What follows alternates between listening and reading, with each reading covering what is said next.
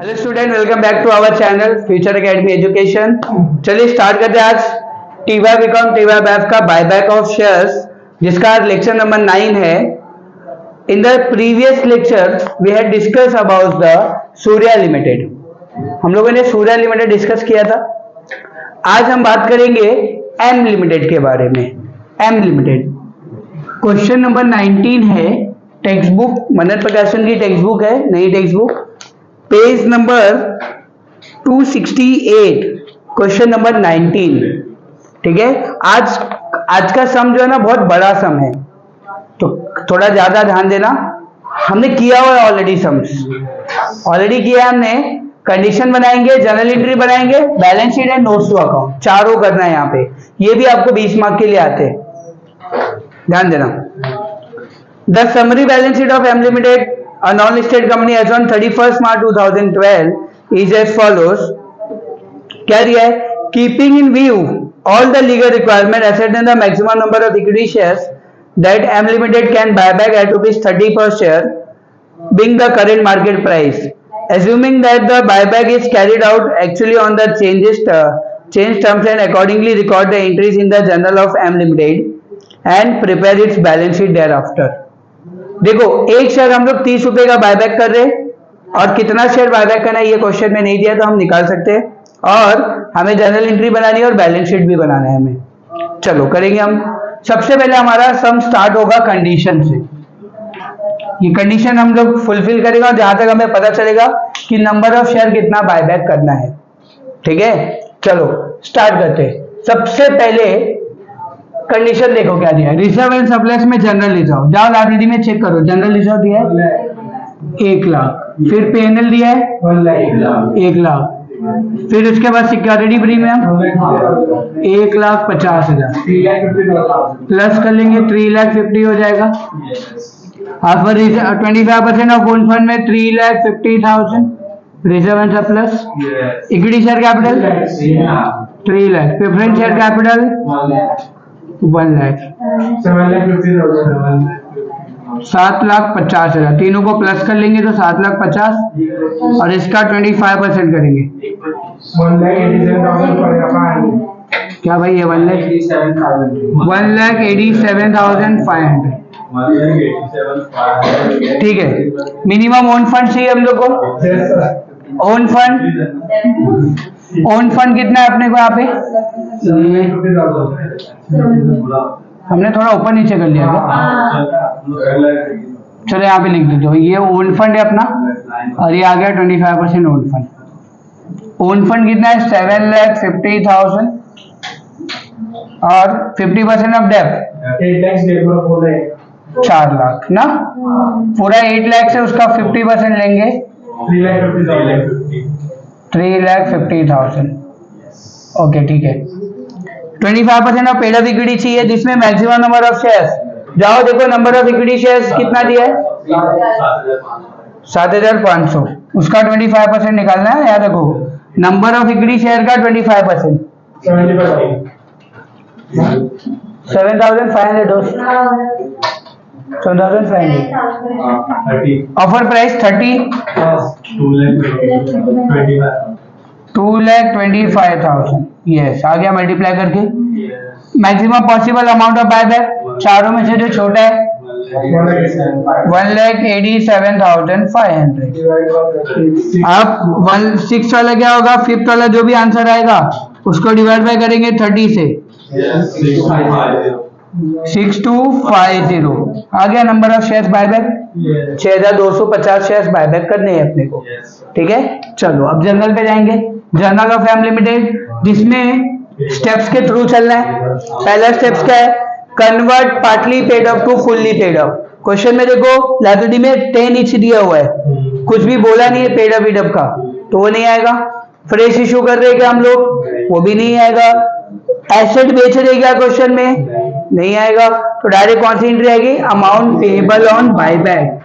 तो एंट्री क्या होगी? Equity share capital account debit, POBB account debit to equity share holder account. Okay, number of share कितना buyback करना है? 6250।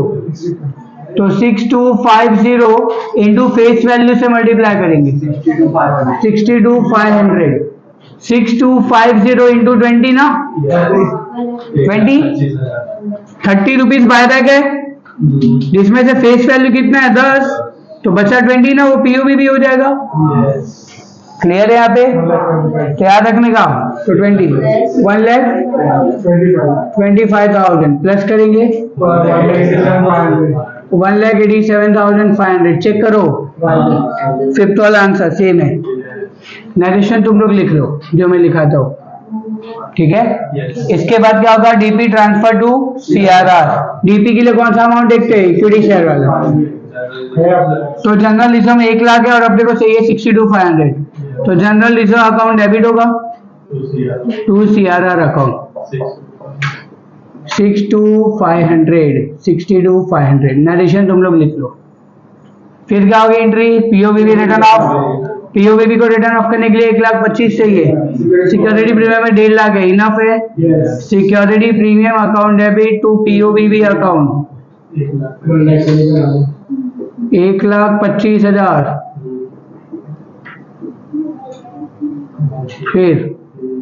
फिर क्या होगा पेमेंट टू शेयर होल्डर तो equity share holder account debit to bank account 1,87,500 सब 1,25,000 पे ही दबे हुए थे क्यों ऐसा नहीं वो भी बेचारा वो भी पैसा खा रहे हैं लोग हो गया 1,87,500 1,87,500 कितना मिनट लगा 2 से 3 मिनट लगा जर्नल एंट्री करने में अगर स्टेप्स याद है तो ठीक है कंडीशन भी करने में मेरे को लगता है 2 से 3 मिनट ही लगे कि खाली स्टेप्स लिखा हुआ है आगे बैलेंस शीट ईयर क्या दिया 2000 कुछ दिया है क्या 2012 चलो ठीक है बैलेंस शीट हम लोगों मैंने बताया था तुमको वो कंडीशन याद है डेबिट डेबिट डेबिट हमेशा बैलेंस शीट के लिए वही याद रखने का एसेट का कौन सा बैलेंस होता है डेबिट बैलेंस लायबिलिटी का क्रेडिट बैलेंस डेबिट डेबिट क्या होता है plus debit credit minus credit credit plus credit debit minus ये याद रखना है आपको बैलेंस शीट के लिए आपको ठीक है चलो तो इक्विटी शेयर कैपिटल पहले शेयर होल्डर फंड में शेयर कैपिटल चाहिए आपको ये दो चीजें यहाँ पे नोट्स ऑफ अकाउंट में हमेशा शो करनी ही है चाहे क्वेश्चन में बोला रहे या ना बोला रहे चाहे सिंगल रहे चाहे डबल रहे शो करना ही करना है तो शेयर कैपिटल में पहले क्या आएगा equity share capital of ₹10 each जाओ क्वेश्चन में जाओ चेक करो इक्विटी शेयर कैपिटल कैलसी ले लेना इक्विटी शेयर कैपिटल कितना दिया है 3 लाख लायबिलिटी में लिखा है मतलब कौन से साइड में लिखा है क्रेडिट में आप यहाँ पे चेक करेंगे वहां पे क्रेडिट है और यहाँ पे डेबिट है तो क्रेडिट डेबिट क्या होगा माइनस माइनस का तो 62,500 यहाँ पे मैं क्रॉस कर देता हूँ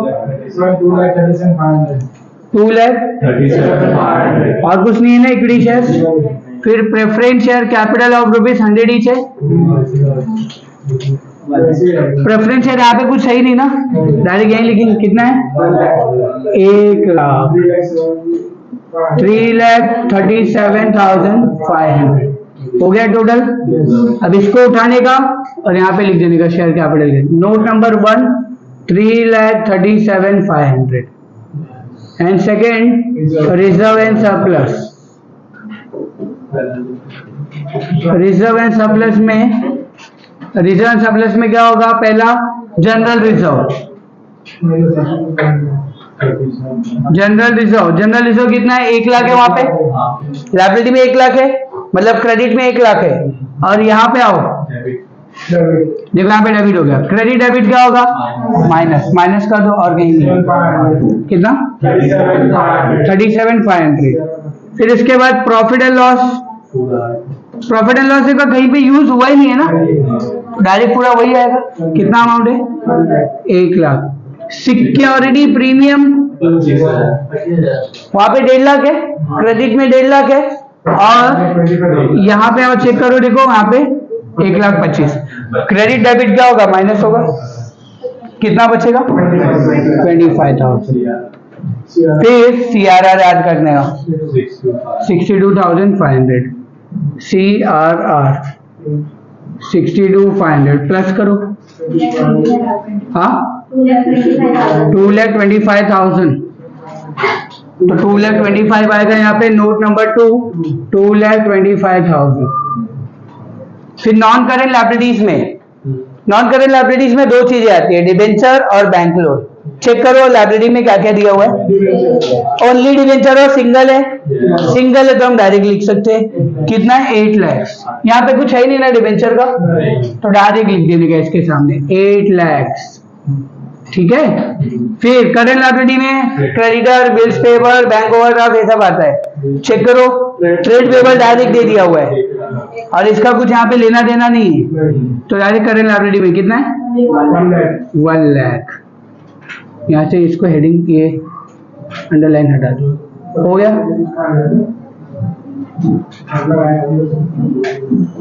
चलो अभी इसको, अब यहाँ पे फिक्स एसेट में जाओ, चेक करो क्या दिया है। ये डायरेक्ट दिया फिक्स एसेट 8 लाख, उसको सामने लिख दो इसके 8 लाख।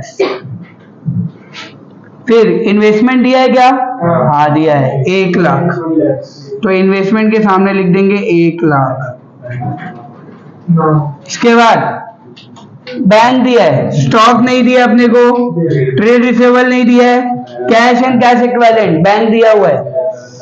कितना बैंक 7,50,000। क्रेडिट एसेट में लिखा है, एसेट का कौन सा बैलेंस होता है, डेबिट बैलेंस, वहां पे डेबिट है और यहाँ पे क्रेडिट हो गया, तो माइनस कर देंगे, डेबिट क्रेडिट माइनस होगा ना, कितना 5,62,500। ये मैं नोट्स अकाउंट में कहाँ डाली, इधर रहेगा 14,62,500, 14,62,500। सिस्टमैटिक जाओगे तो डेली पक्का होगा, गारंटी। देखो बैलेंस शीट का अगर मुझे फॉर्मेट भी याद है तो मेरे को ज्यादा ये सम करने को कितना मिनट गया, 15 से 20 मिनट जाएगा, 15 मिनट से ज्यादा नहीं जाएगा। भले ही सम बड़ा है फिर भी तुमको ज्यादा टाइम नहीं जाएगा अगर तुम प्रॉपर करोगे तो, ठीक है। समझे, यहाँ पे देख लो, स्क्रीनशॉट ले लो चाहिए तो। चलो फिर आज के लेक्चर में इतना ही रखते, बाकी नेक्स्ट लेक्चर में कर लेंगे हम लोग।